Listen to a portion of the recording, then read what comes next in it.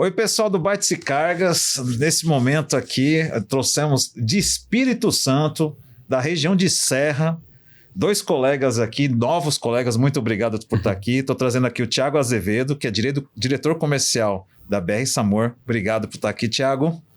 Obrigado pelo convite, Fábio. Obrigado por você. Fica nervoso não, calma que ainda vai começar o chicote. Ô, brincadeira. E aqui também conosco o José Orlando, que é o diretor de operações da BR Samor. Muito obrigado por estar presente aqui com a gente. Nós que agradecemos pela oportunidade, Fábio. Obrigado você. Bem, e vamos começar aqui com uma conversa muito boa. Gente, como que foi a viagem para cá? Foi rapidinho? Que teve algum transtorno logístico operacional para chegar até aqui no estúdio ou não? Tirando o aeroporto que fechou, né? Achou aqui, parece que caiu água no poste, fecha o aeroporto de Congonhas, né? Fecha o aeroporto que fechou, tirando o voo que cancelou, foi tudo certo. Esse é o trabalho do dia a dia da logística, não é verdade, não? Sim, Vocês estão acostumados com isso. Gente, vamos começar com o básico, né? Vamos escolher aqui. Quem é você, José Orlando? José Orlando é esposo da Fabiana, pai do João Paulo, Josué, Mateus e Pedro, filho de Sônia e Orlando. Oh. E José Orlando, como é que você foi parar nessa empresa? Eu vou chegar daqui a pouco você. Vamos pular aqui pro nosso amigo aqui. E quem é o Thiago Azevedo, gente?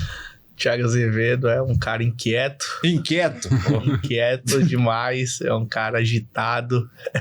Esposo da Elaine, pai da Gabi, pai do Iago, que é meu sobrinho, mas que eu acolhi como filho. Louco pelos meus cachorros. Ixi. Apaixonado pela minha empresa. Fã desse meu sócio aqui, que a gente tem essa jornada intensa e muitas vezes estressante, mas extremamente grandiosa, que a gente encara como uma missão. E eu enxergo que a gente tem um propósito na vida. E a gente está aqui trabalhando todo dia em busca de atingir esse propósito e de honrar, né, a confiança que os nossos clientes depositam na gente, que é algo que a gente que é muito além de só carregar a carga deles, né? Sim. É algo bem maior que isso. Com certeza. Obrigado novamente. E, gente, agora que você falou assim, meu parceiro, meu sócio... O que é a BR Samor? Quanto tempo foi criada? Qual que é a história por trás da BR Samor? Alguém começa aí a me contar essa história, que eu tô curioso. Deixa o Orlando contar que ele... A BR Samor, ela já existe há cerca de 15 anos, né? 15 anos. 15 anos, porém, na sociedade, a gente está fazendo cerca de 13 anos. Ok. A BR Samor foi fundada pelo Bruno Samor. E uma ida minha ao Espírito Santo para trabalhar por uma empresa no Espírito Santo como gerente de operações. Tive a oportunidade de ser convidado por um dos clientes para abrir ou para começar alguma coisa em carreira solo. E aí surgiu uma ideia de buscar alguém como CNPJ. E, obviamente, na minha cabeça não daria para fazer nada sem ter um parceiro, um braço, alguém para dividir as coisas boas e ruins. E assim que nós achamos esse parceiro, que foi o Bruno Samor, né, a BR Samor, automaticamente eu liguei para o meu irmão, meu amigo, Thiago, e ali idealizamos esse sonho, né, há 13 anos atrás, e assim... começamos essa história. Então já existia a BR Samor, aí tipo, só para entender aqui, para o público entender. Então a BR Samor, que era do Bruno Samor, já existia. Aí vocês assumiram a empresa, isso? Só para entender um pouquinho, desculpa. A BR Samor era uma empresa, podemos dizer que era uma empresa do que hoje a galera chama de last mile, né? Sim. Era uma empresa de last mile, focada ali no Espírito Santo, onde era especialista ali no Espírito Santo. Região de Serra, principalmente, tem muita distribuição, então já era ali é ferrenha lá, né? Eu sei. O Espírito Santo é um estado com uma veia logística absurda, né? Por causa de porto, por causa de incentivo, enfim. Então a BR Samor já era uma empresa de last mile lá. O segmento de last mile já era uma empresa consolidada, já tinha uma estrutura boa para esse tipo de atendimento, mas ainda não era uma empresa nacional, ainda não era uma empresa que fazia o transporte porta a porta, né? Sim.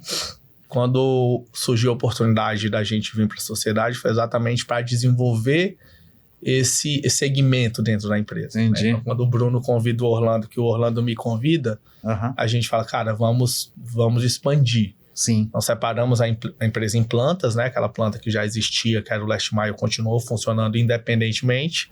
E aí a gente começa a estruturar o braço onde vai se transformar realmente numa empresa de transporte, numa transportadora, né?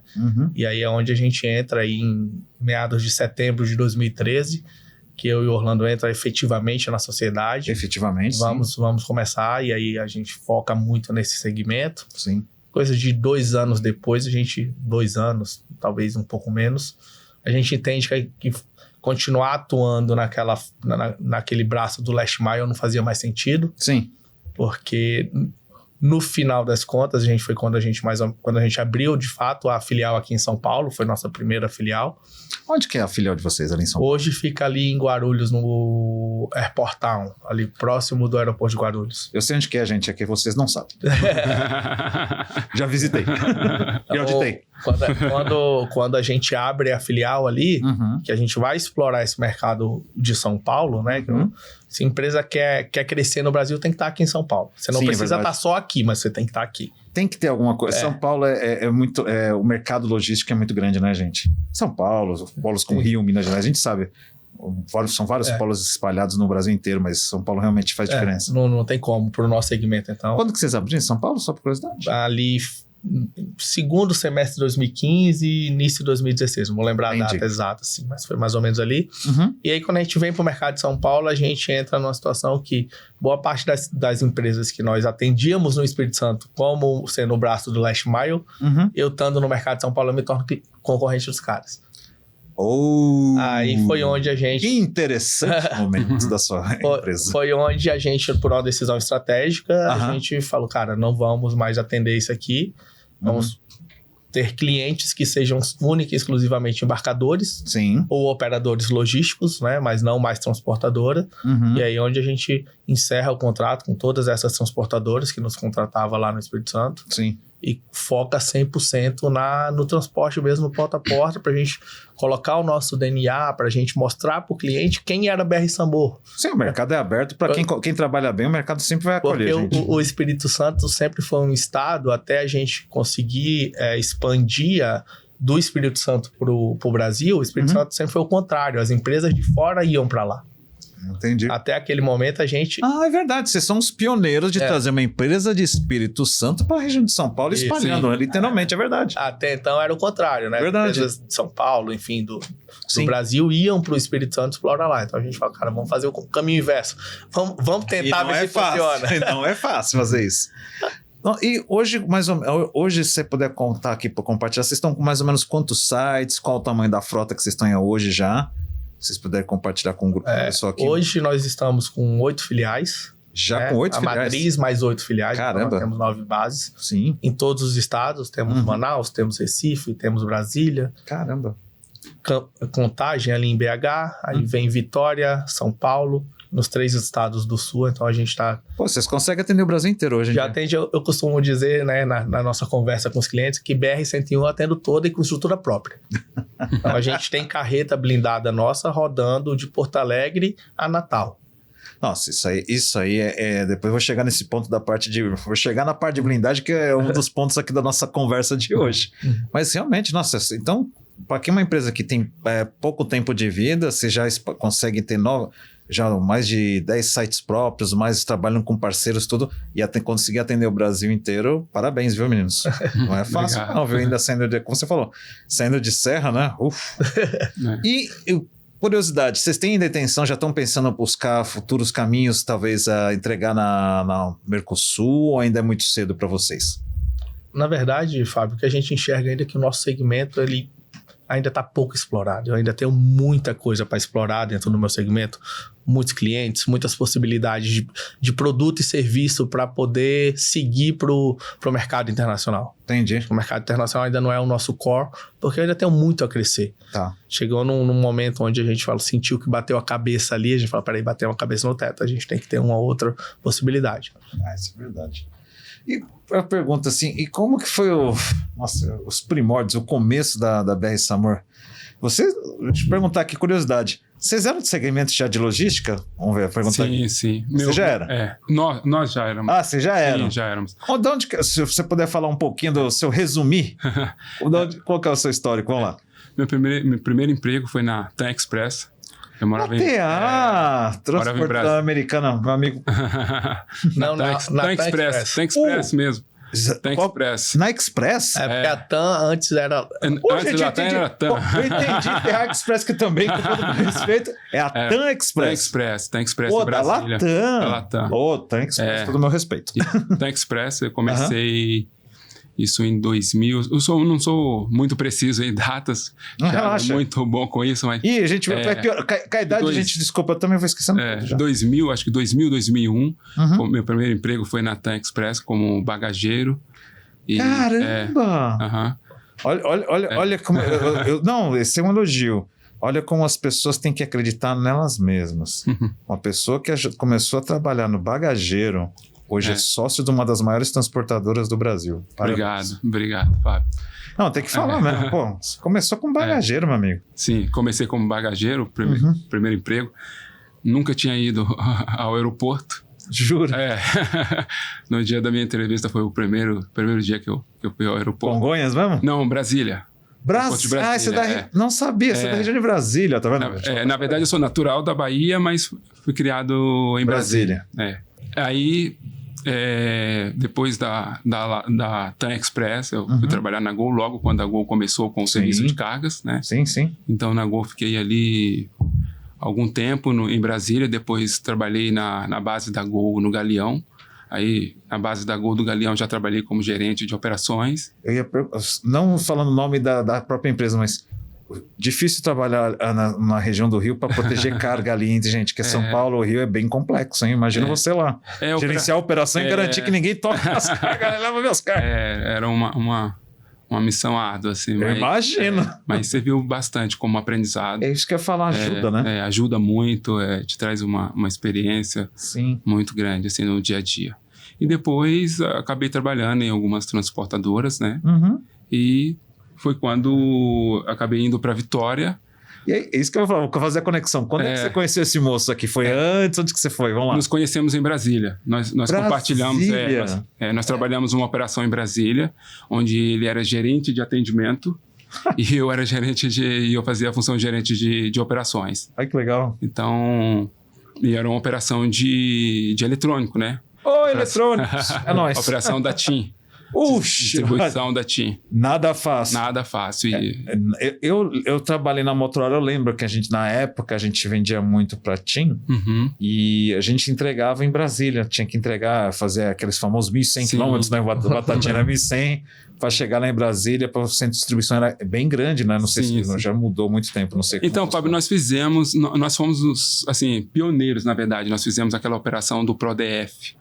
Que foi a operação onde tinha um grande incentivo. Sim, e todas tinha em Vivo, claro. Isso, todas as operadoras compravam em grande quantidade, recebia em Brasília ali, distribuía para todos os seus CDs. Isso mesmo. Inclusive, vinha muita coisa da Nokia de Manaus. Eu lembro de várias, sem mencionar com eles, mas muito risco de roubo de carga, tentativas de invasões ali, era bem nervoso, porque tava tudo celulares ali, tava tudo gente querendo roubar.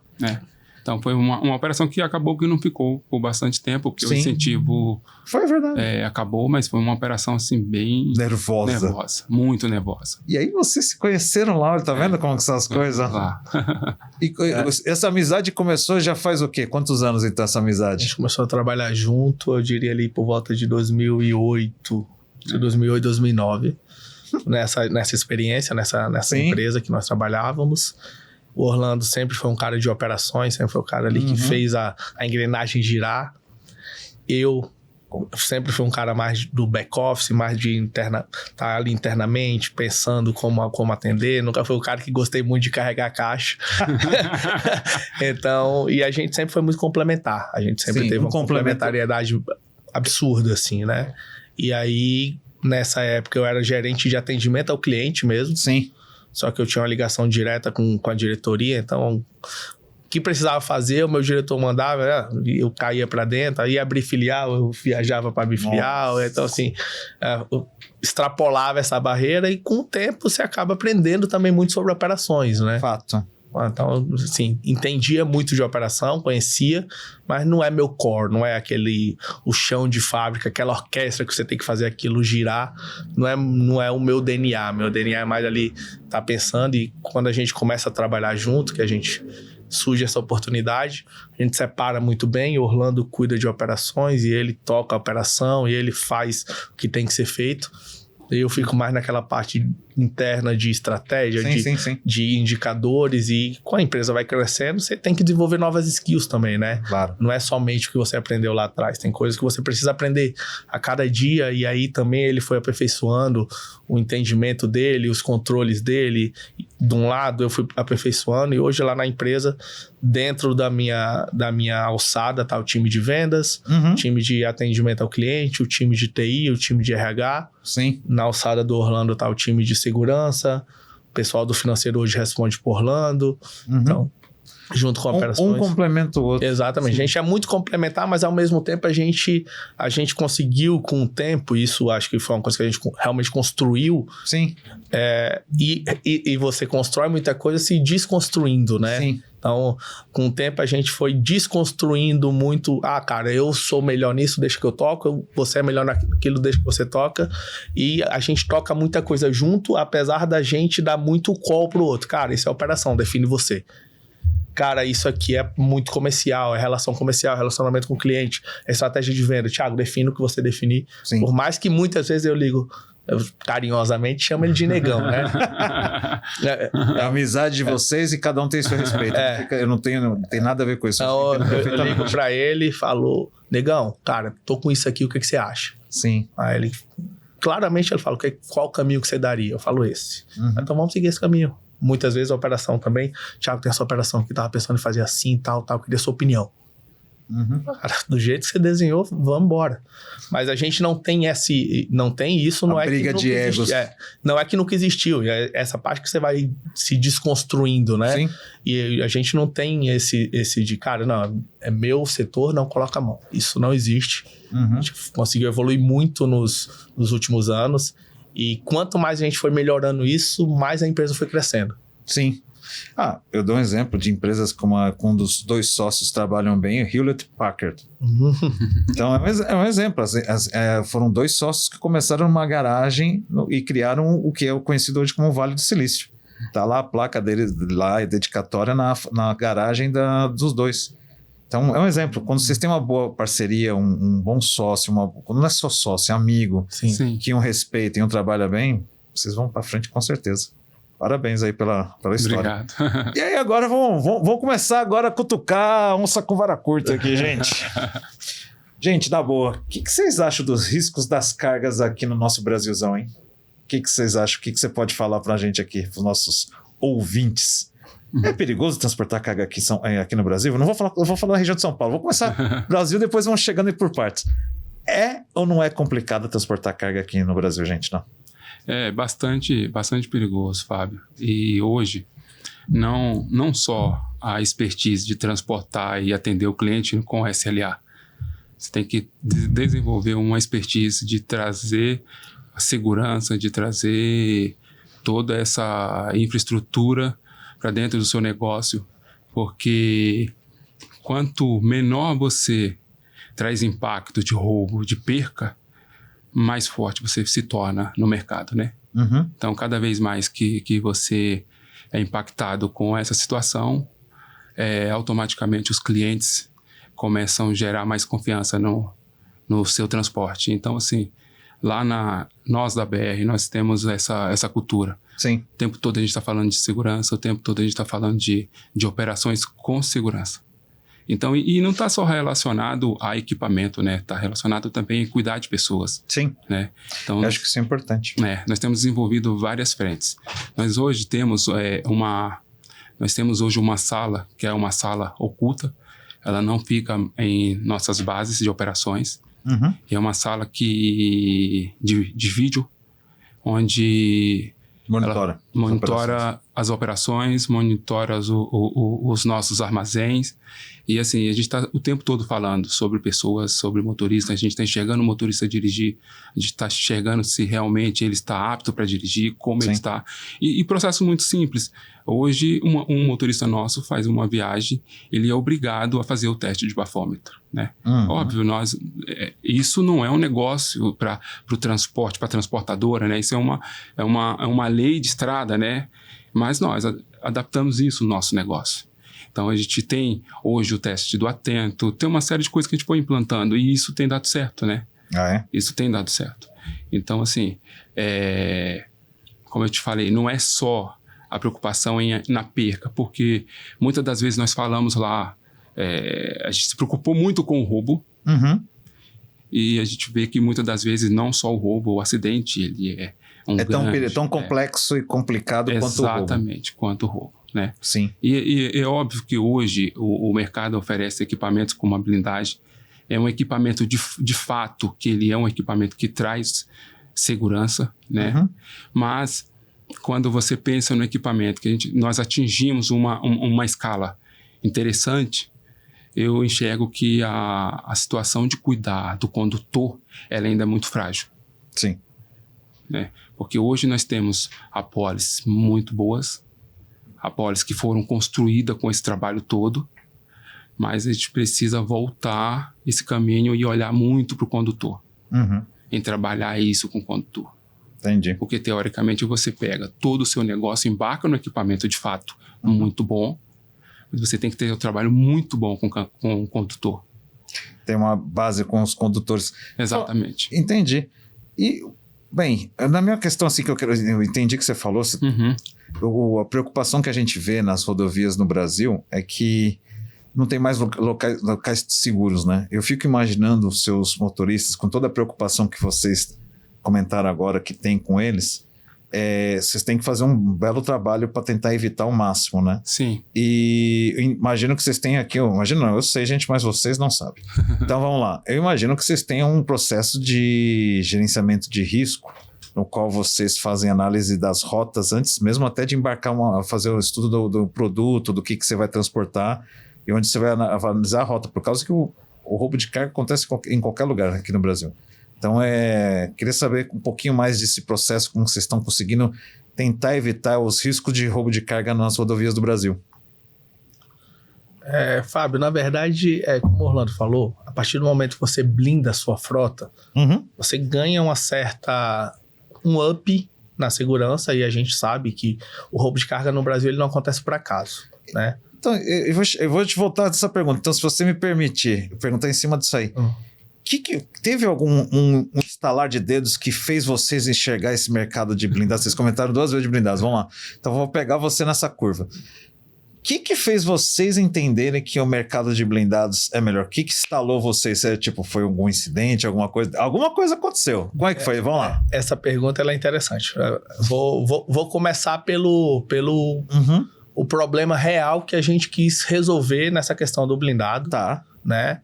E é claro que o colateral também, mas o problema real. Certo. Estourou a pandemia em março de 2020. Ok. Nosso foco não era o transporte rodoviário, nosso foco era o transporte aéreo. Nós não tínhamos uma frota de caminhões robusta, nós tínhamos, sei lá, naquele momento 2 carretas e alguns caminhões menores, né? Não tínhamos, sem exagero, não tínhamos 10 caminhões na nossa frota naquele momento, com foco que não era um foco em carreta. Certo. Quando estoura a pandemia, o setor aéreo ele entra em colapso. Eu lembro. Parou. O setor aéreo... Teve que aeronaves, tiveram que ficar estacionadas, literalmente. Com o setor aéreo em colapso, a gente falou, cara, como é que nós vamos transportar as nossas cargas? Como é que a gente vai continuar atendendo os nossos clientes? Já que sentar no meio fio e chorar não era uma opção. Não. Foi quando o Orlando teve a ideia, falou, cara, a gente vai ter que blindar carro pra gente fazer essas rotas no rodoviário. Então, o que startou esse processo, literalmente, foi a pandemia. Eu costumo dizer que se não tivesse tido a pandemia, talvez a gente não teria essa frota de blindados hoje. Possivelmente teríamos os blindados, mas não com a frota que a gente tem hoje, que já são 120 a 130 carros, não é isso, Orlando? Hoje nós já ultrapassamos 100 carros blindados. Caramba! 100% blindados. Sim, sim. E a frota hoje, ela é 150 carros aí. Um pouco mais que 150. E vocês em todos os veículos. Desculpa. E o que vocês transportavam na época que via só era eletrônica? Eletrônica. É produto visado. Então, como é que a gente vai... Supervisado para roubo de carga. Aí entra o efeito colateral. Como é que eu vou começar a fazer uma rota, por exemplo, de Vitória para São Paulo, que é uma rota onde tem maior demanda, com segurança? Entendi. Vai ter que ser blindado. Então, foi quando a gente... O Orlando levantou a mão e falou, cara, a gente tem que investir em caminhão blindado. Porque senão vocês iam passar, passar tudo para os concorrentes, literalmente. Senão a gente Não é verdade? Então, vamos ter que investir em blindados. E aí, naquele momento, a gente estava bem financeiramente a empresa, tínhamos um caixa bem robusto. Buscamos um fornecedor. O fornecedor estava com alguns carros, um pedido grande que uma outra transportadora tinha cancelado em função da pandemia, né? Ai, que louco. Naquele momento, muita gente que estava investindo resolveu suspender investimento, né? Pô, não sei o que vai acontecer. É isso que eu falo. Quem investiu saiu ganhando, gente. Porque em termos de logística, a logística triplicou de serviço depois da pandemia. Sim. Porque todo mundo precisava trabalhar em casa. Ah, legal. Não tem computador, gente. Eu sei disso, que não tinha computador para todo mundo. Aí as empresas, queremos computador. Agora você vai esperar, tipo, queremos isso, queremos... Não tinha impressoras, computadores, tablets, equipamento para Wi-Fi, um monte de coisa. Então foi uma loucura. Vocês sabem disso melhor do que eu. Por isso que... Então, vocês que saíram na frente? Então, nós investimos naquele primeiro momento, se não me engano, em 10 caminhões, né? Foram 10 caminhões naquela primeira leva. Enfim, resumindo, 3 meses depois, a gente já estava com mais de 10 caminhões rodando, porque a gente pegou 10 caminhões novos e depois começamos a blindar os caminhões que a gente tinha, né? Foi essa segunda leva. Então, entendi. A gente acaba ali 2020 com aproximadamente uns 20 caminhões blindados já. Algo em torno disso. E de lá para cá a gente vai sempre investindo em caminhões blindados. Então, o que o caminhão blindado ele traz para a gente a nível competitivo é, do ponto de vista de valores, eu posso carregar num caminhão blindado o 10 vezes mais do que hoje um PGR bom, robusto, permite carregar num caminhão que não é blindado. Sim, é verdade. Então... O blindado ele se torna num país como o Brasil, que é um país que tem um problema profundo social de roubo de carga, né? Eu vi uma estatística, acho que 4 anos atrás, não tenho essa estatística atualizada, mas eu vi isso há 4 anos atrás, que a nível de roubo de carga, índice de roubo de carga, o Brasil só estava atrás de países em guerra civil. Síria, Iraque, Afeganistão. Você deve ter esse número até mais com maior assertividade que eu. Não, sim. Eu recebo, sempre leio bastante. Você está certíssimo, é isso mesmo. O Brasil, só em questão de roubo de carga, só perde países que estão com guerra civil, estão em conflito, regiões de conflito. E fora que as estatísticas que a gente tem também, ao mesmo tempo, eu desafio essas estatísticas, porque tem questões de cargas que não são... roubos que não são registrados. Subnotificados, né? Não, tem casos que os registros não são feitos da forma adequadamente, não é registrado como roubo de carga, eu já debati aqui várias vezes. Então, o que você falou é fato. O que tem de roubo de carga no país é enorme. Eu achei isso tão interessante. Então foi o Covid que startou esse processo de blindagem. Que aí você começou trazendo as coisas via de serra, porque não tinha mais aeronave para ficar trazendo, porque reduziu os voos, lembra? Tipo, eles chamavam de colocar um monte de aviões em parada, literalmente. Tiveram que parar os aviões que não tinha voo. Na verdade... O aeroporto fechou, né? Teve o aeroporto... Na verdade, não dá nem pra falar que reduziu. Não tinha voo. Não tinha. Acho que os caras mantiveram alguns voos saindo de Guarulhos, esses aeroportos maiores, mas para Vitória... Acho que foi São Paulo, Brasília, essas coisas. Mas Vitória você não tinha voo nenhum, né? Então, literalmente, a gente não tinha. E quando a gente blinda a nossa frota, aí vem o segundo passo. A gente começa a atender bem os nossos clientes, né? Só que eu não tinha carro para mandar para o extremo norte do país. Eu não tinha carro para mandar para as regiões mais distantes. Só que eu já estava bem posicionado em cidades estratégicas. Eu já estava ali em Recife, que é um dos polos do Nordeste. Eu já estava no Sul, eu já estava em Vitória, eu já estava em São Paulo, eu já estava em Brasília. Então, a gente, por uma questão de estratégia e de logística, a gente fala assim, cara, vamos focar nessas regiões onde a gente consegue abraçar e atender com a nossa estrutura. Foi aí onde surgiu a ideia. A BR-101 é minha. Já que sou BR Samor, a BR é minha. É isso. Então a gente foi estrategicamente, já estávamos muito bem posicionados. Se você tirar o agro do Brasil hoje, 80% do PIB está na BR-101. É fato. 80% do PIB tá aqui. Tirando o agro. Tirando o agro, que é ali muito focado no Mato Grosso, Centro-Oeste, tudo sim. Então, tira o agro, as capitais mais ricas estão na BR-101. Foi onde a gente começa a expandir e fortalecer essas rotas. Onde a gente começa a cria-se uma rotas com frequência fixa para Recife, cria-se rota Vitória-São Paulo, cria-se rota descendo para o sul. E aí a gente começa a expandir o nosso negócio e a nossa estratégia comercial visando isso. Só que aí chegou uma hora, eu lembro muito bem, Orlando, do dia que a gente estava chegando já assim, né? Os clientes foram muito tolerantes também, sabiam que o rodoviário não ia atender com o mesmo prazo do aéreo. Sim, chega um certo momento quando a gente vê que a pandemia está chegando ali na reta final, enfim, né? Esse momento, isso, exatamente. Mais pro meio todo mundo muito ansioso, né? Fala, cara, acaba as restrições e a gente começa a pensar, cara, o que a gente vai fazer, já que a gente remodelou a nossa empresa pro rodoviário, quando o aéreo voltar ao normal? Primeira coisa é os clientes vão começar a exigir que você volte a atender com o prazo que era do aéreo. Os famosos ETAs tem que ser o mesmo do aéreo. Exatamente. Então, como é que a gente vai preparar para toda essa nossa estrutura estar pronta para eu atender no rodoviário o que o aéreo atendia? E aí? E aí foi aumentar carro. Sim. Traz mais carro, contrata mais gente, cria novos processos, desenvolve a área comercial para gerar mais volume, porque também não adianta eu ter carro rodando e ter carro vazio. Bater lata é prejuízo no bolso, na verdade. Exatamente. Então, aí a gente começou a casar essas pecinhas, foi montando esse quebra-cabeça. O primeiro era, eu tenho que ter um prazo que eu consiga atender. Segundo, eu tenho que ter volume. Terceiro, eu tenho que ter motorista. E contratar motorista, hoje você vê, hoje todo mundo falando reclamando que é uma dificuldade absurda contratar motorista. Como é que vocês estão se virando com essa questão? Só que esse problema não é de agora, esse problema é desde a época da pandemia, que você tem uma dificuldade absurda de contratar motorista. E a dificuldade, ela não é só contratar. Manter. Você reter. Manter o motorista, não é isso? Porque a quantidade de motorista que sai para ir dirigir Uber, para fazer entrega de iFood, é muito grande. Qual que é o piso? Eu vou perguntar aqui, o piso que deve estar do sindicato. Qual é o piso do sindicato hoje da classe de motoristas na região de Serra, por exemplo? De motorista carreteiro, é na faixa de R$3.200. R$3.200. Carreteiro. O cara, tipo, tô fazendo as contas de cabeça aqui. A conta de padaria, gente. O cara vai para um Uber. Fica aí na casa, não é verdade ou não? Mas tem difícil você conseguir ter, você tem que ter um bom plano de saúde que vocês têm que ter, apoio emocional, um monte de coisa que eu vejo. Eu vi aqui, já teve o colega de vocês, o Luiz Carlos da Braspress. Luizão, vamos junto. Ele comentou do trabalho que ele tem com os caminhoneiros, com as caminhoneiras também, implementando principalmente na função feminina, que eu achei super interessante. E como que vocês conseguem manter um piso? Eu sei que você vai falar o salário que vocês pagam, imagino, mas o piso realmente não ajuda, né, gente?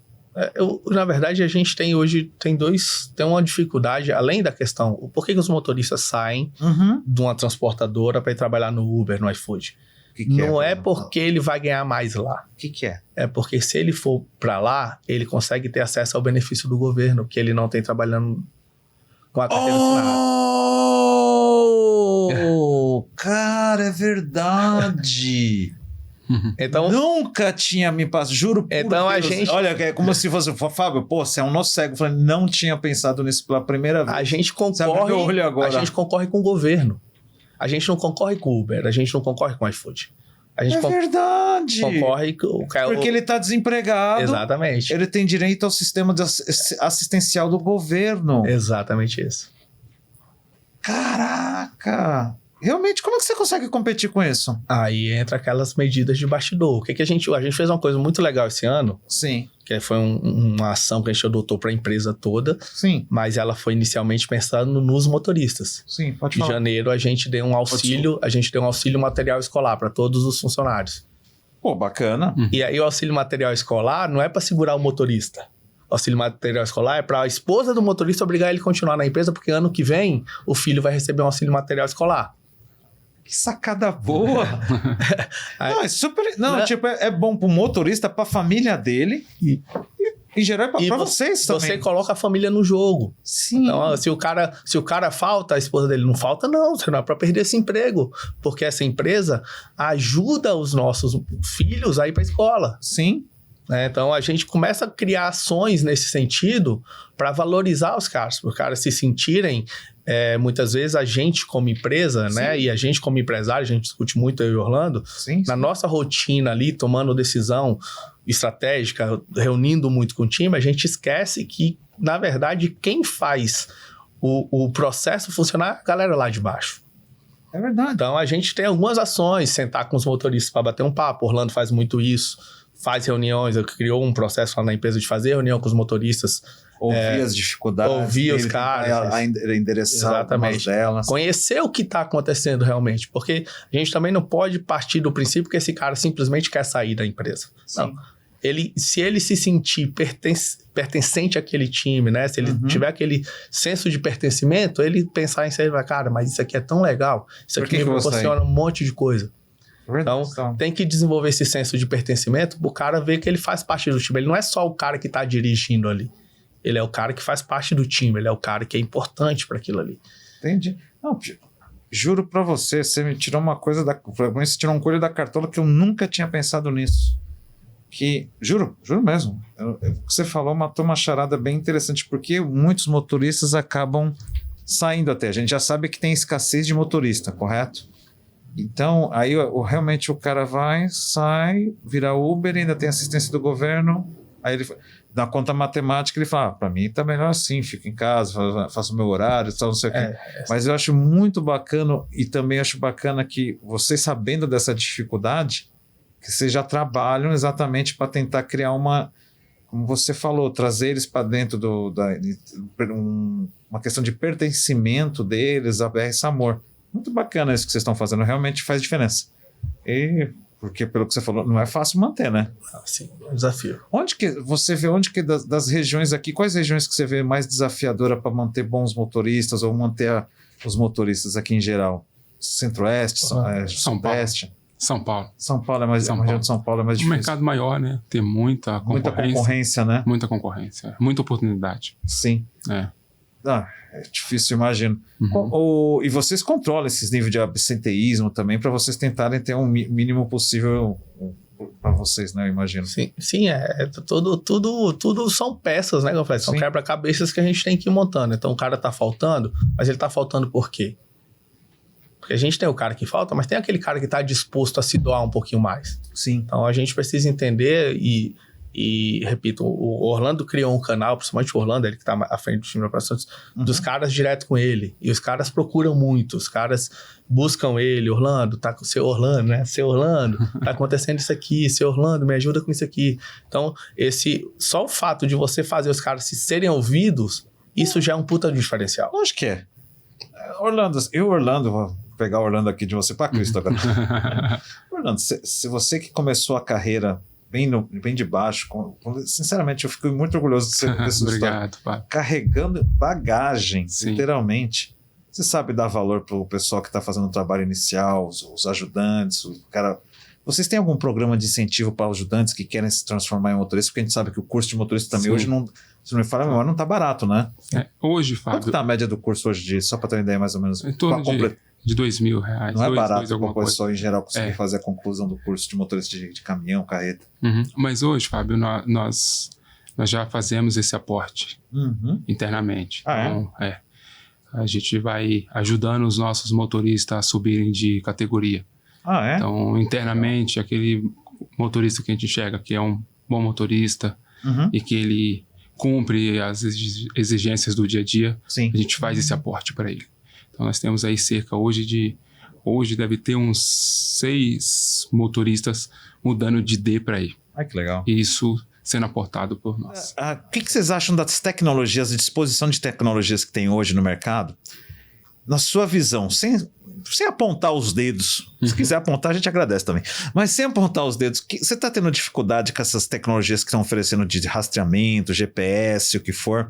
E o que você acha que é o principal diferencial? Você acabou de falar da Motora. Sim. Que, por sinal, a gente pede para colocar o QR Code deles aqui, para todo mundo, quem quiser seguir a Motora, fique à vontade. A Motora é uma empresa que foi uma startup que começou na Federal de Espírito Santo, correto? Então, eu estou fazendo propaganda, hein, gente? Depois converso. Voltando ao nosso assunto do dia. Então, como que você enxerga isso na sua visão, a tecnologia? Tipo, as que tem hoje, o que o pessoal está te apresentando na sua empresa, está te atendendo satisfatoriamente ou você ainda está vendo algumas dificuldades? Fábio, nós temos dificuldades porque hoje a maioria das tecnologias elas estão muito ligadas ao fator humano. Sim. Né? Então, quando a gente fala da Motora, parece que está levantando uma bandeira, mas não é uma bandeira, é uma possibilidade de unir e trazer vários raciocínios de deficiência no dia a dia. Sim. Né? Das falhas que ocorrem no dia a dia, sim. Exato, as falhas que ocorrem no dia a dia com pessoas que estão dispostas a realmente aprimorar ou implantar algo novo. Certo. Né? Porque a nossa ideia no dia a dia, você imagina o seguinte, com vários carros em trânsito, você ter uma tecnologia que ela vai te falar exatamente o comportamento de cada carro, cada condutor. E hoje essa tecnologia ela já começa a falar por condução. Então imagina se realmente essa tecnologia da AI ela funcionar e você tem um carro em trânsito de 5, 6 horas e você tem um carro que está próximo ali dele a X determinado tempo e ela automaticamente te apontar aquilo preciso, com placa que está ali há bastante tempo próximo, acompanhando, entendeu? Uhum. Eu acho que é isso mais que nós estamos buscando e precisando para o nosso transporte de alto valor, enfim, em todas as categorias, né? Sim. Porque hoje eu acredito que nós chegamos num nível bem satisfatório de equipamento de veículo, né? Com trava randômica, com rastreador, com bloqueador, né? Então, você não tem dificuldade com alguns atendimento de algumas empresas? Como é que tá? Não falando de atendimento geral, estou querendo dizer o seguinte, que a gente vê muito problema de, por exemplo, você está fazendo uma entrega, eu escutei já várias vezes, daqui a pouco está travado o caminhão e o pessoal está um pouco insatisfeito com o nível de atendimento de algumas empresas. Sim. Você acha que com essa tecnologia vai ajudar um pouco ou não? Aí são duas frentes, né, Fábio? São duas frentes. Isso é uma coisa que nós esgotamos muito dentro da empresa. Certo. A questão da tecnologia, quando você fala nessa tecnologia de comunicação com o veículo, né? Certo. Comunicação e comando, né? Certo. Então, quando você tem comunicação e comando, isso cada vez mais, os donos de empresa com essas tecnologias deviam debruçar muito mais nisso. Porque hoje, uma das maiores receitas que nós perdemos é em tempo. Né? É em tempo, porque hoje se perde num dia em um veículo de distribuição, a gente perde 2 horas mínimo. 2 horas Exato. Por dia. Só para fazer o famoso checklist inicial, checklist de saída, checklist de liberação. Exatamente. Não estou falando, não é por entrega, é no dia inteiro, literalmente. O dia inteiro. Então, gente, para vocês é uma produtividade jogada no lixo, literalmente. Sim. E hoje, o que nós temos que fazer? Você tem que ficar o tempo todo medindo a quantidade de demanda que você coloca no veículo por conta desse fator, né? Então, o rastreador, de fato, ele é uma ferramenta que se torna eficaz, né? Sim. Mas, ao mesmo tempo, é uma ferramenta que nos atrapalha. Entendi. Em termos de produtividade. Ela, em vez de estar ajudando vocês, ela, ajuda na questão de monitoramento, de saber onde está a sua carga, garantir que se alguém roubar... É que a gente sabe de todas as vantagens, mas é um ponto interessante que você está trazendo aqui, é uma desvantagem que... não é muito comentado, pelo menos. Eu não vejo esse comentário, essa discussão em nível de contas, associações, esse tipo de coisa, da dificuldade, dos transportadores com a perda de tempo para poder liberação, saída, parada, transferência, o que for. 2 horas por dia, literalmente, é muito tempo que vocês perdem. Ô, Fábio, eu vou até ser um pouco mais polêmico aqui, o André foi um pouco mais polido. Sim. Deixa eu falar uma coisa aqui que realmente vai ser polêmica. Sim. Mas hoje, não existe mais carro que deixa de ser roubado porque tem rastreador. Isso é fato. A trava do rastreador, ela não impede mais nada hoje. Era uma tecnologia, como você falou, há 25 anos atrás, né, quando o Piquet trouxe a Autotrack. Isso era uma tecnologia que solucionava, sim, o problema. Mas hoje, particularmente, a gente hoje não temos mais essa dificuldade, porque a gente já usa, né, alguns equipamentos um pouco mais modernos. A blindagem, ela tem uma série de seguranças que um rastreador normal não tem. Sim.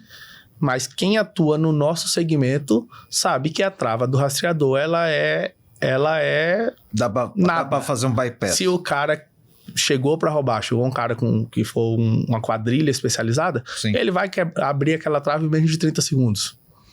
É fato. Então, a trava do rastreador, o rastreador, ele foi um equipamento, falando de rastreador especificamente, Sim, entendi o que você tá ele falando. foi um equipamento que ele ficou parado no tempo.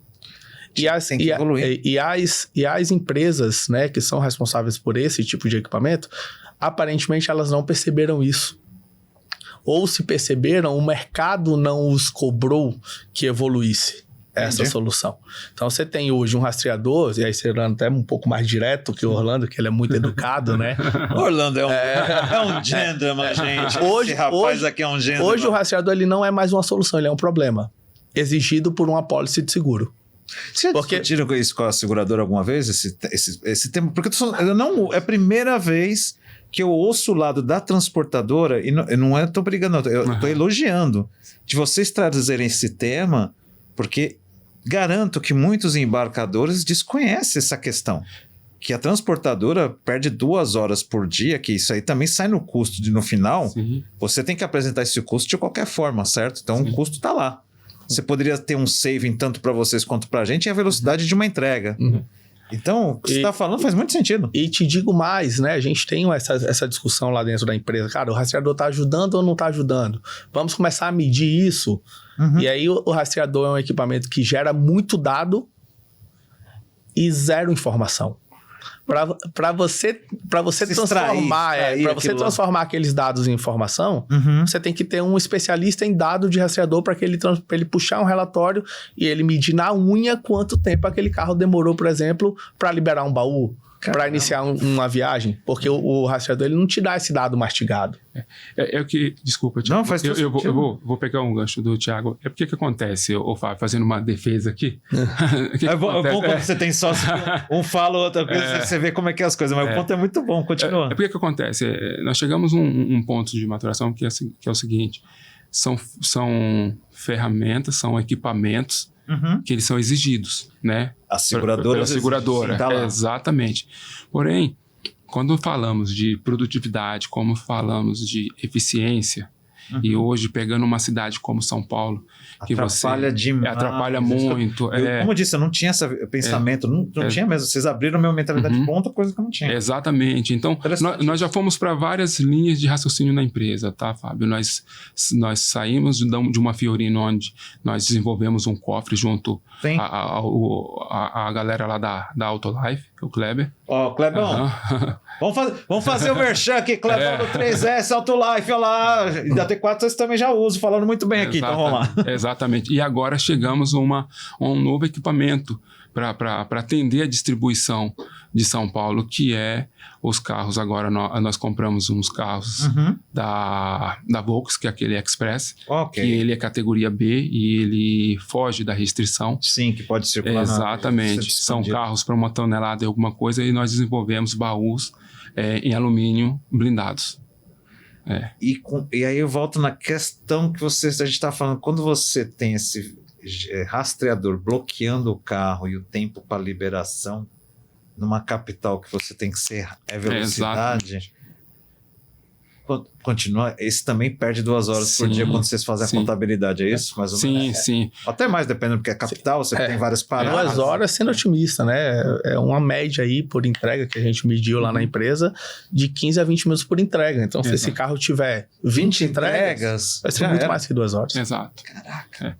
E aí tem muita coisa envolvida nisso, Fábio, porque nós temos aqui numa cidade que tem um índice de roubo muito alto, que para o nosso produto não dá mais para distribuir isso em carros comuns. Não dá mesmo. Como o Thiago falou, e aí o Thiago defende essa situação do rastreador, porque o rastreador em si, num carro comum sem blindagem, ele está ali como um carro normal. Se alguém chegar ali força... É um carro. Exatamente. Se por força, você arrebenta a trava. Então a trava está exclusivamente só para te falar que ela foi violada. Exato, e sem contar que em muitos casos vocês trabalham no Last Mile, entregando na região central de São Paulo, você pode confirmar que é o que eu sei. Quando você está entregando lá, qual que é o momento mais perigoso no Last Mile? É exatamente na entrega. Você parou na rua, você tem que desativar o rastreador, porque como você falou, qualquer um pode abrir, mas você já está com o caminhão aberto. Exato. Mesmo blindado, você tem que abrir o momento para retirar a mercadoria. Exato. E é nesse momento que o colega lá que está o nosso querido amigo trabalhador do crime, né? Que também não deixa de ser um trabalhador, vai lá e aproveita o momento, não é isso? Sim, sim. E se a gente for analisar como é que o mercado tem se movimentado aí nos últimos anos, eu não vou citar nome, mas surgiu soluções para os principais e-commerces. Qual é a solução que surgiu para o principal e-commerce? São as empresas que fazem entrega em carro de passeio. Por que essa solução ela surge? Porque o carro do transporte, uma Fiorino, é visado. Além de ser visado, a entrega não é eficiente, não é produtiva. Porque toda hora teria que pedir a liberação do baú, porque toda hora teria... Então... De novo, tá vendo? Você matou mais uma que eu realmente não sabia. É verdade, Thiago. Então surge essa solução de entrega para os grandes e-commerce, né? Para os grandes marketplaces, em carro de passeio. Porque ele não tem toda essa questão que vem atrás. O monitoramento é através do celular. Exatamente. Você concorda? Isso. Você está rastreando a entrega pelo celular. Isso. Que é o do celular da pessoa. Que cai até numa questão que eu ia discutir com vocês. Só que vocês, como transportadora... Esse é um ponto interessante, que eu vou chegar lá. Como transportadora, vocês têm um monte de questões que a seguradora te limita. Para mim não é opção. Então, não é opção. Agora eu vou fazer a pergunta. Eu não tenho ninguém colega de seguradora aqui para discutir no momento, mas eu acho que é um bom assunto para mim discutir. Eu pedi para a produtora anotar isso aí, que eu vou perguntar depois para uma pessoa de seguradora. As empresas de aplicativo que fazem entregas, elas caem na mesma malha fina que vocês caem? Quando eu digo malha fina, é todas as restrições que vocês têm? Com certeza não. Absoluto. Você entendeu meu ponto? Sim, sim. Porque vocês têm um monte de escrutínio, um monte de regras desde PGR, esse risco, caramba, 4. Que não é ruim, como dizer, para mim, quanto mais segurança até melhor mas é uma questão à parte. Enquanto as empresas de aplicativo usam motoristas que não são motoristas de carga, vamos dizer assim, não recebem o mesmo treinamento, são motoristas que nem eu, qualquer, eu dirijo o carro, eu posso ter, vão lá, pegam produtos e entregam em outros locais e somente o celular. Isso. E as seguradoras, eu acho que elas não fazem isso... Eu tenho uma visão... Eu fico curioso agora para saber como é que eu tenho uma visão... Como que será que se tem um roubo no aplicativo, é coberto? Só por curiosidade, eu não sei responder isso. Eu também não sei responder, mas... Fiquei curioso. Conhecendo a policy de transportadora, você vê que é completamente diferente. Sim. Como é que funciona essa situação? A gente já discutiu com vários clientes, por exemplo, tem cliente que já nos chamou para a mesa e falou, eu quero acompanhar a minha entrega assim como eu acompanho um pedido do iFood. Certo. Por que vocês não fazem isso? Porque não dá. Simplesmente eu não faço, por quê? Porque como é que eu começo a dar visibilidade? Ele queria que os clientes dele, os destinatários... Mas tá cheio de carga no misturada lá com clientes. Não, e outra... Tem um monte de coisa que você não pode falar. Mas o ponto principal é a segurança. Como é que eu dou para esse cara a visibilidade de onde está meu carro, de onde que ele saiu, para onde que ele vai, que horas que ele vai chegar? Depois se é roubado, como é que você fala? A gente coloca a segurança completamente em risco. Exato. Não, é isso que eu tô falando. Você não pode fazer isso. Exatamente. Nem eu, como sou da área de segurança, eu falo, eu não quero receber essa informação. Muitos já falam assim, você quer... Não, eu não quero. Eu sou sincero, não. Eu não quero, não é meu foco. Eu quero saber se na hora do incidente, aí quando você faz uma investigação, eu quero saber quem eram as pessoas, como estava sendo monitorado, quais foram os planos de ação, quais foram as atividades de cada um, o que foi feito para tentar não ter sido evitado o roubo e depois do roubo o que foi feito. Esse é o meu papel. Sim. Mas, querer saber, lá tem gente que... eu quero saber. Pra quê, gente? Mas o que você falou faz muito sentido. Eu fiquei curioso agora. Eu acho, já vou colocar na pauta, trazer de novo uns colegas da seguradora aqui para tirar essa pergunta. Bem, gente, a gente está chegando naquele momento que é o momento que a gente cria aqui. Cada um já me deu um apelido do como chamar esse momento aqui de contar as histórias. Fábio, vou até botar lá uma sugestão. Vou criar uma caixa de sugestões para quem quiser dar um nome para o momento das histórias das perdas, que depois viram uns cortes interessantes para o pessoal. Vamos perguntar aqui Vamos começar, deixa eu ver. Uniduni. Tiagão, vamos lá. Judiado Thiago agora. Tiago, você já passou por situações de roubo, você já passou por vários tipos de... Não precisa ser só roubo, tá? Situações que o povo quer saber como é que você teve a situação e como que você conseguiu se virar. Conta uma história, compartilha uma história com nós aí, bem interessante. Aí que você fala, rapaz, isso aqui... Vou compartilhar uma história de uma fraude. Isso aí, ó. Começou a ver. Fraudes. Fraude, né? E a gente teve um episódio de uma fraude, né? Fomos acionados pelo cliente, o cliente falou que não tinha recebido a carga. Ele já falando que não recebeu. Não recebeu a carga e nós tínhamos o registro, né? Quando chega uma situação como essa, o primeiro processo que a gente faz é vamos ver pelo rastreador do veículo onde que essa entrega foi feita. Certo. Né? E aí fomos lá, a entrega foi feita no local, tudo certinho. Tudo marcado, PUD, comprovante assinado, tudo certo. Com o tempo, nós descobrimos, após a investigação, acionamos aí algumas possibilidades que a gente tem, desenvolveu, que era uma venda fraudada, que usaram um CNPJ fake para fazer aquela venda, né? Sim. Que o motorista chegou no local, entregou no local, tudo certinho, só que a venda não era quente.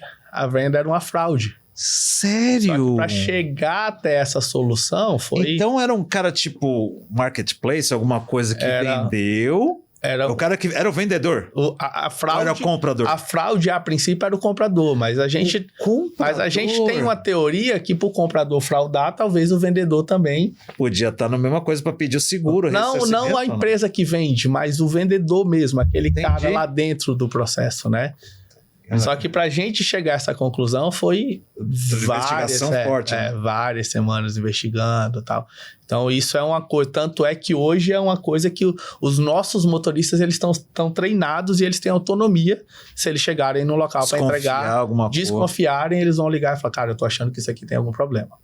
Volta com a carga, a gente vai acionar o cliente. Isso gerou uma experiência lá dentro e gerou um protocolo. Então, o motorista nosso hoje, ele tem essa autonomia. Para chegar e falar, cara, eu tô entendendo que isso é fraude. Ele faz contato com o nosso time de security, o time automaticamente volta para a base, a gente aciona o cliente, fala, cara, isso aqui ele configurou, tal. De lá para cá já teve outros casos que a gente evitou o problema exatamente por esse treinamento, esse modelo que vocês aprenderam. O motorista foi treinado a identificar isso. Cara. E você sabe que o que você falou é interessante, que entregas de last mile, eu vejo muitos nos vídeos que eu vejo nas redes sociais, nos Estados Unidos é muito comum o pessoal deixar no porch, né? Que é na entrada das casas, né? Sim. E o pessoal vai lá, tem vários vídeos de pessoas colocando até... Não sei se você já viu esses vídeos muito de... Os colocam até aquele purpurina pra explodir na cara da pessoa com cola. O caramba, quatro. Gente, os motoristas lá têm que tirar foto. Ou às vezes até filmar, porque tá deixando nas casas, porque o pessoal passa, deixa o motorista vai embora das entregas, os caras vão lá e roubam. Já aconteceu isso com vocês também? Alguma coisa similar? De vocês entregaram no last mile e os caras falaram, esse caso já ficou claro, mas já aconteceu também de vocês serem acionados porque estava tendo furto na entrega lá no bairro, alguma região? Não, ainda não. Não, na verdade não, porque a gente atua muito pouco no B2C, né? O B2C é o principal. O nosso negócio é B2B total, então entendi. Assim, pra gente, casos como esse, não. Mas você falou aí uma coisa que eu achei interessante. Acho que uma vez que eu fui para os Estados Unidos, não lembro se foi a primeira vez ou a segunda vez. Aí eu tava lá em Miami, né? Tem aquele shopping, o Sawgrass lá em Miami. Sawgrass Mill! Rapaz, é bom! E os caminhões da FedEx tem uns furgãozinhos que parece aqueles furgão que vem de sorvete que a gente vê no vídeo, né? É bonitinho. E aí tinha um caminhãozinho deles, um furgãozinho deles lá parado, e o caminhão é todo aberto, né? Todo aberto mesmo. O caminhão tava parado, não tinha motorista dentro. O cara tava um monte de caixa no chão do lado, assim, na calçada. Mas um monte mesmo. E eu falei, mas cadê o motorista? Cadê o pessoal? Na hora eu tirei uma foto, não sei se o Orlando vai lembrar, na hora eu tirei uma foto e mandei pro Orlando. Falei, cara, olha isso aqui.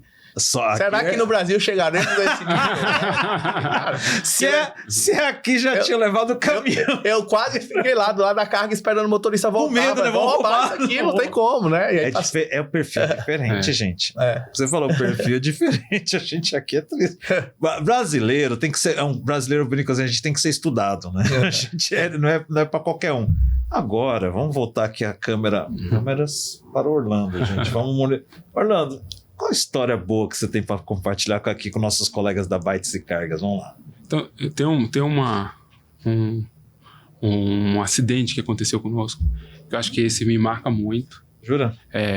Foi o maior valor em perca, né, que aconteceu na nossa empresa. Uhum. E eu vou até falar valores, Thiago, aqui.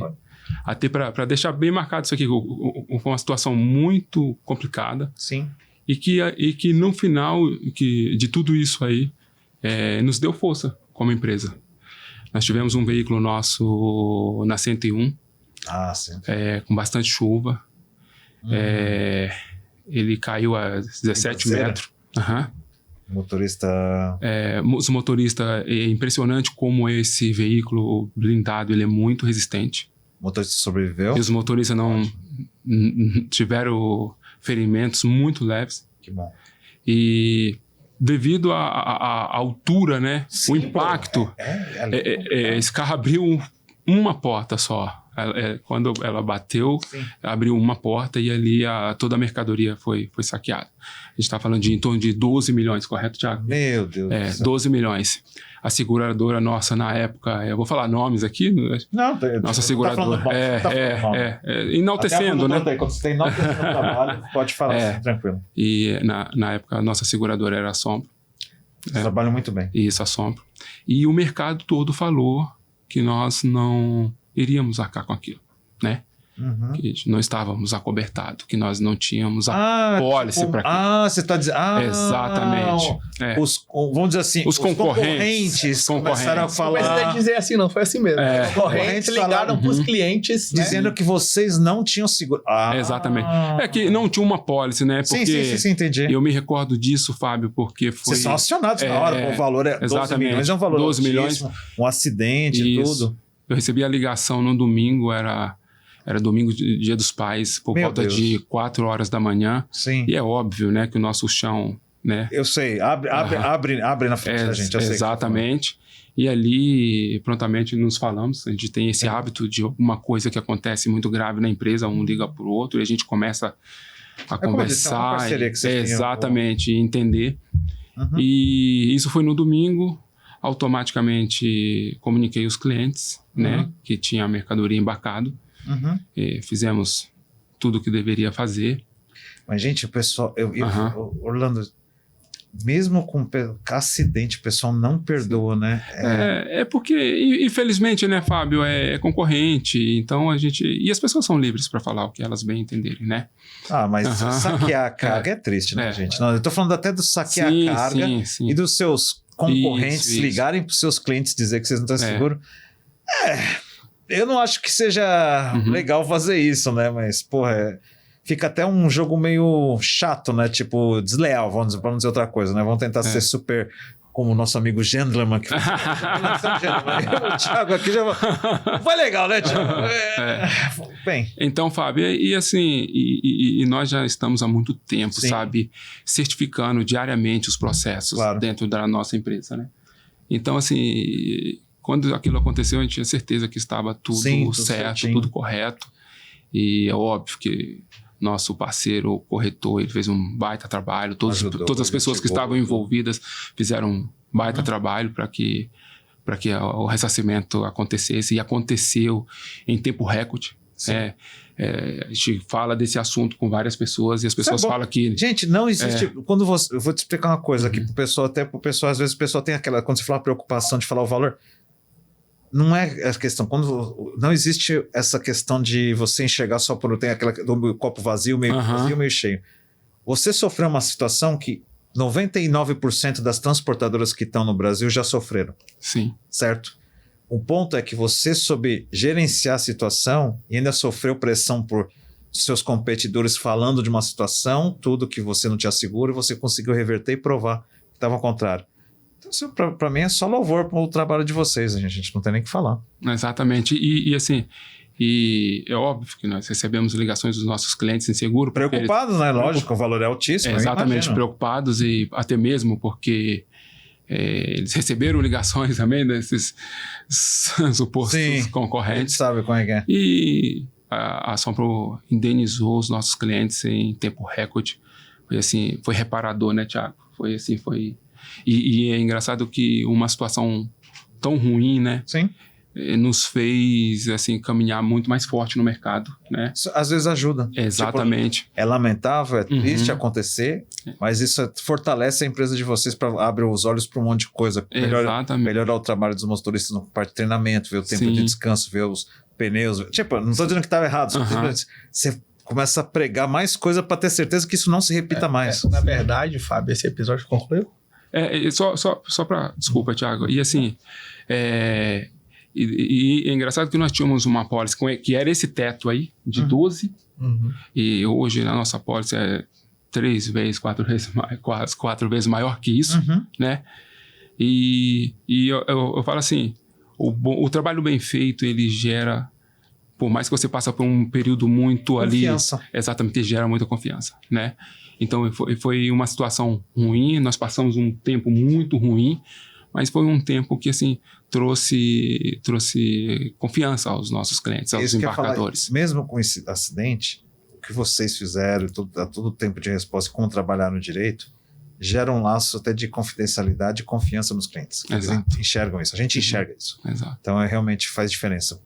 Muito bom. Você queria falar alguma coisa aí, Thiago? Na verdade, eu lembro que a seguradora pagou esse início 45 dias. Média de seguradora aí tá na faixa de 60 dias hoje. Né? Rápido. Na verdade, eles falam que o limite é 60, mas sempre trabalham com 60. E isso nos chamou a atenção para uma situação, porque naquele momento, isso foi em agosto de 2021, naquele momento a gente estava investindo muito forte em blindado, em carreta, em baú blindado. Sim. E nesse dia a gente parou para pensar e falou assim, cara, não adianta a gente investir só na carreta. A gente tem que começar a investir em ferramentas que estão relacionadas ao motorista. Sim, claro. A gente tem que começar a investir em ferramentas que tenham a visão computacional, que ela mostre para mim que é o seguinte, não é só a blindagem que garante a segurança. Não. É o que está sendo feito dentro da cabine que também tem um impacto absurdo nisso. Isso mudou muito a nossa forma de enxergar o nosso negócio. E como garantir para o cliente que a segurança não é só simplesmente... Porque a blindagem ela dá uma segurança altíssima. Sim. Para um roubo. Mas para um acidente não. É diferente, é outro perfil. Isso, eu vejo muitas associações, muitas discussões como a gente melhorar a questão de a segurança do condutor para voltar para sua família, que o condutor para vocês é membro da família, então eu acho muito legal vocês estarem pensando nisso. E como eu disse, o que você passou só fortaleceu o nome da empresa e mostrou o mercado que vocês estão aí e estão disputando mais e mais. Parabéns. Exato. Gente, a gente está chegando aqui no finalzinho aqui do nosso podcast e eu queria dizer assim, estou muito contente, muito obrigado por... gente, esse pessoal aqui, eles vieram de Espírito Santo só para atender esse podcast. Então, eu estou muito, muito feliz. Eu não sei como agradecer vocês terem vindo de tão longe para vir aqui prestigiar o Bytes e Cargas. E quero que essa parceria que a gente já tem aqui, que começou há pouco, continue por muito, muito tempo. Quando eu digo muito tempo, anos, viu, gente? Que a gente precisa de parceria. Então, a gente quer continuar com vocês por muitos anos. Eu só tenho a agradecer. E espero que vocês voltem aqui para fazer um novo podcast com a gente aqui, para contar novas histórias. Vim com a questão da motora. Da motora aqui para o pessoal aqui acompanhar aqui que foi as melhorias que vocês estão fazendo. Então, obrigado novamente. Orlando, Thiago, palavras finais. Nós que agradecemos pelo espaço, pela confiança, tá? E nos colocamos à disposição, Fábio. Obrigado pelo momento. Obrigado a vocês. Thiagão. Fábio, nós ficamos muito felizes com o convite, tá? É muito legal sentar com um cara como você, com sua bagagem, com seu conhecimento, com a sua importância no setor, né? Com o que você está criando, que não é só o Bytes e Carga, né? Você está criando algo muito maior. Está criando um ecossistema para olhar para onde ninguém olhava e, assim, sentar aqui contigo, bater um papo, falar da nossa empresa, que a gente tem um orgulho enorme da nossa empresa. E trocar uma ideia contigo é extremamente gratificante, nos sentimos honrados e só marcar a próxima data aí, deixar passar uns 3 mesezinhos para ter mais história e a gente traz quem aqui. Sabe, olha gente, eu vou falar assim, quem sabe, né? Rafa tá ali a produtora, quem sabe a gente vai lá para Espírito Santo, Rafa, fica lá, os caras têm umas muquecas boas, sabe, Rafa? Né? Põe aí na agenda, Rafa, põe na agenda. O convite tá feito. Olha lá, o convite tá feito, vai lá, Rafa, e não tem ideia de quanto que a gente vai... Beleza. Gente, pessoal do Bytes e Cargas, muito obrigado. Obrigado pela presença de vocês dois de novo. Parabéns para a BR Samor, espero muitos anos de sucesso para a operação de vocês, para a empresa de vocês, e mostra que a sociedade de vocês e a amizade de vocês realmente fazem diferença. Obrigado e vamos continuar na nossa parceria, gente. Obrigado. Obrigado, Fábio. Obrigado.